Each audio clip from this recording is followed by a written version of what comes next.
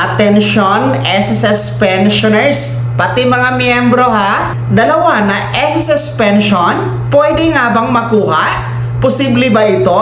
Yan ang ating pag-uusapan sa episode na ito. Hello mga ka-vlogs! Welcome sa aking YouTube channel at welcome po sa ating official Facebook page. Saan ka man nanonood, kumusta? Well, posible ba? Pwede ba? Na dalawa ang pensyon sa SSS na makukuha? Yan ating tatalakayin mga miyembro at pensyonado ng SSS.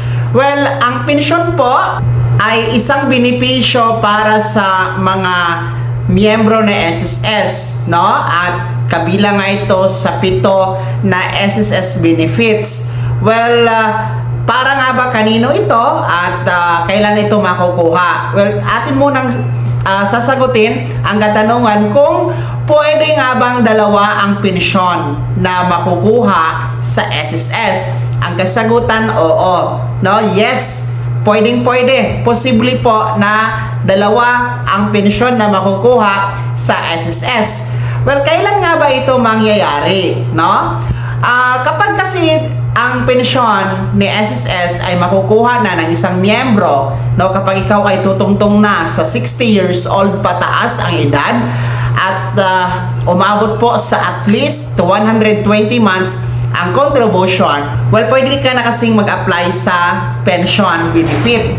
No, pwede ka na mag-apply ng retiree o retirement benefit pension kay SSS, no, kung ikaw ay 60 years old pataas at naabot ang at least 120 months contribution.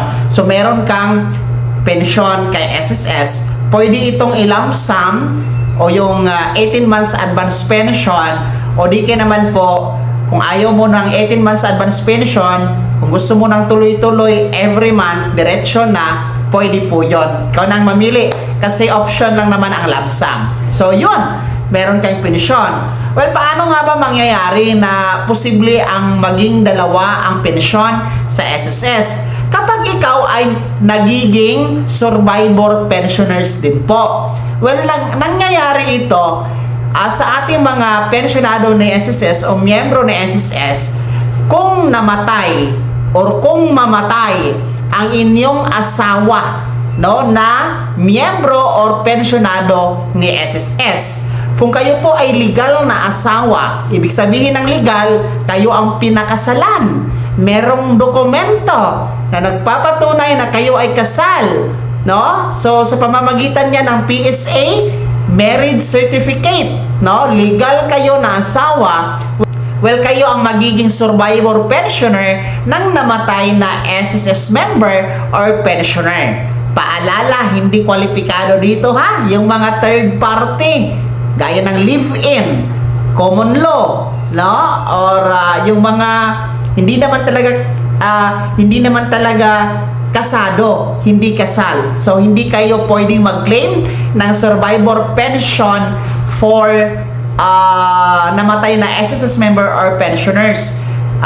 Sa legal na asawa lang talaga ito. Kung walang legal na asawa, mapupunta sa mga legitimate child, no? Mga bata. Kung walang mga bata naman, pupunta sa parents or sino man na mga kamag-anak na related sa namatay na SSS member. So, pwede po yun ha, na dalawa na SSS pension. Kasi nga, magkaiba naman kasi, no, sa policy, magkaiba naman po ang retirement pension o retiree pension sa survivor pension, mga ka-vlogs. Kaya, pwede po yan mapagsabay at pwede po yan sabay na makukuha ng isang pensionado ng SSS. Okay?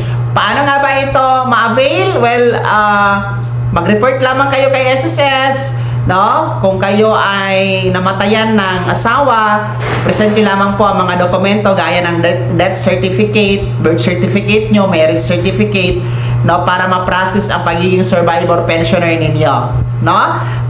Yan ang mangyayari. So, sa mga pensionado natin, pati mga miyembro, no? Alam ko maraming nagtatanong tungkol sa topic na ito. Hindi ko na lang po maisa-isa ha, pero posible talaga at pwede talaga mangyayari na dalawa po ang SSS pension na makukuha, no?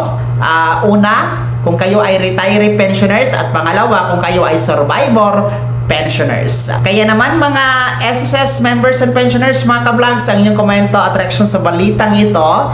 Well, ang tanong ko, meron po ba sa inyo ang doble? Meron po ba sa inyo ang dalawa ang pensyon kay SSS? Retiree and at the same time survivor? Nangyari ba ito sa inyo? Ibahagi niyo po sa comment section na nasa baba. Maraming salamat sa pagtutok. God bless. Mag-ingat mga ka-vlogs.